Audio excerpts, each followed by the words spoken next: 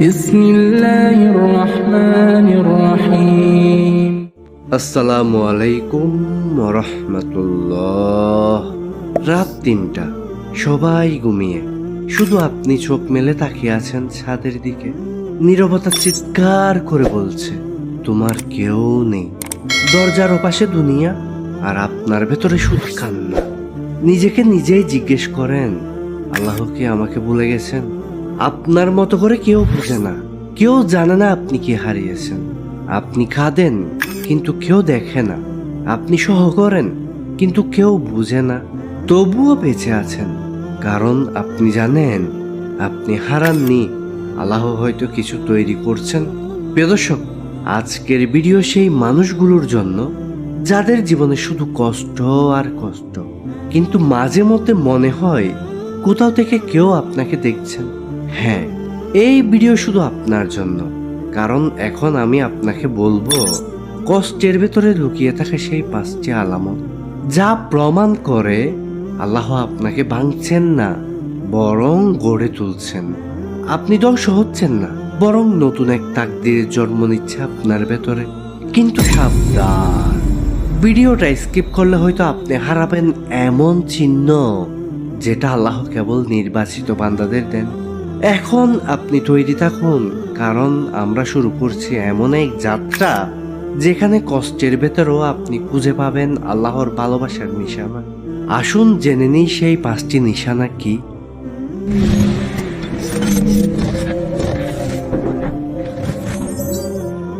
এক নাম্বার, আপনার কান্না যদি মানুষ দেখে, তবুও যদি আপনি আল্লাহর জন্য কাঁদেন, তবে জানবেন তিনি আপনাকে বিশেষভাবে ভালোবাসেন।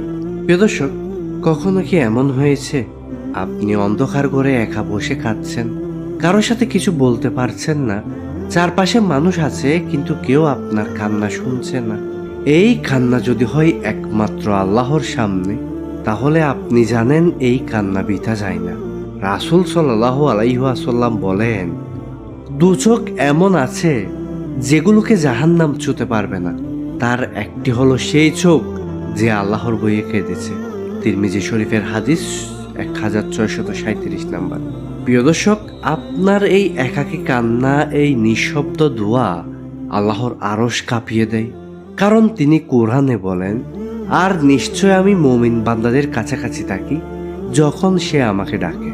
এবার একটুখানি চিন্তা করুন, এই পৃথিবীতে সবাই আপনাকে ভুলে যেতে পারে, কিন্তু আপনি যদি কাঁদেন কেবল আল্লাহর কাছে, তাহলে তিনি জানেন আপনি তার বান্দা এবং আপনি ধৈর্য ধরেছেন শুধু তার সন্তুষ্টির জন্য। প্রিয় ভাই ও বোন, শেষবার কখন আপনি আল্লাহর জন্য কেঁদেছিলেন? শুধু একবার কমেন্টে লিখুন, আমি কেঁদেছি কিন্তু হাল ছাড়িনি। আমরা সবাই আপনার জন্য দোয়া করব ইনশাআল্লাহ, এবং আপনার একটি কমেন্ট অন্য একজনের উপকার হতে পারে। 2 নাম্বার, যদি সবকিছু হারিয়েও আপনার ঈমান শক্ত থাকে, তাহলে জানেন আপনি তাদের একজন যাদেরকে আল্লাহ সবচেয়ে বেশি পছন্দ করেন। প্রিয় দর্শক, একটা মেয়ে যার বাবা মা তাকে ছেড়ে চলে গেছে, একজন ছেলে যে বারবার চাকরি হারাচ্ছে, বাড়ি ভাড়া দিতে পারছে না, তবুও তারা নামাজ পড়ছে, তবুও তারা সেজদায় পড়ে বলছে, ইয়া আল্লাহ, আমি জানি তুই আছিস। এটাই ঈমানের শক্তি। আল্লাহ বলেন, মানুষ কি মনে করে তারা শুধু বলবে আমরা ঈমান এনেছি, আর তাদের আমি পরীক্ষা করব না? আল্লাহ কাউকে ধ্বংস করার জন্য কষ্ট দেন না, তিনি তার প্রিয়দের পরীক্ষা করেন, তাদের তুলে ধরার জন্য। হাদিসে এসেছে, যার ঈমান বেশি তার উপর পরীক্ষাও বেশি। তিরমিজি। একটু ভাবুন, সবকিছু হারালো আপনি যদি নামাজ ছাড়েন না, তাহলে আপনি হেরে যাননি, বরং জিতে গেছেন। প্রিয় দর্শক, আপনার জীবনে কষ্ট যত বড় হোক, আপনি কি এখনো নামাজ পড়ছেন? তাহলে কমেন্টে লিখুন, আমি ঈমান ধরে রেখেছি। এটা শুধু একটা কমেন্ট নয়, এটা আপনার অন্তরের দৃঢ়তা। 3 নাম্বার, যদি সবাই আপনাকে ছেড়ে চলে যায় কিন্তু আপনি আল্লাহর সাথে সম্পর্ক কাটান, বুঝে নিন আল্লাহ আপনাকে আলাদা করে নিচ্ছেন তার জন্য। প্রিয় দর্শক, একটা সময় ছিল যখন আপনার পাশে মানুষ ছিল, বন্ধু বান্ধব, আত্মীয় স্বজন, এমনকি যাদের জন্য আপনি সবকিছু করতেন, তারাই একসময় মুখ ফিরিয়ে নিয়েছে, একদম একা হয়ে গেছেন। কিন্তু ঠিক সেই সময়ে আপনি নামাজে মন দিলেন, তাহাজ্জুদে কান্না করলেন, আর প্রথমবারের মতো বললেন, হে আল্লাহ, তুমি ছাড়া আমার আর কেউ নেই। এই একাকিত্ব আপনার শাস্তি নয়, এই একাকিত্বই আপনার আলাদা করে নেওয়া, আল্লাহর কাছের বান্দা বানানোর প্রক্রিয়া। আল্লাহ কুরআনে বলেন, তোমরা কি মনে করো যে আমি তোমাদের এমনিই ছেড়ে দিব? আল্লাহ যখন কাউকে ভালোবাসেন তিনি তাকে আলাদা করে নেন, যেন সে শুধু তার হয়। এক হাদিসে এসেছে, যে ব্যক্তি আল্লাহর জন্য কাউকে ভালোবাসে বা আল্লাহর জন্য কারো সঙ্গ ত্যাগ করে, আল্লাহ তাকে ভালোবাসেন। আবু দাউদ। প্রিয় ভাই ও বোন, আপনি কি কখনো এমন একা হয়েছেন যখন মনে হয়েছিল কেউ নেই? সেই সময়ে আপনি কি শুধু আল্লাহর সাথে কথা বলেছিলেন? কমেন্টে লিখুন, আমি একা ছিলাম কিন্তু আল্লাহ ছিলেন আমার পাশে। আমরা সবাই সেই মুহূর্তে আপনার পাশে আছি ইনশাআল্লাহ। এই একটি কমেন্ট আরেকজনের জন্য অনুপ্রেরণা হতে পারে।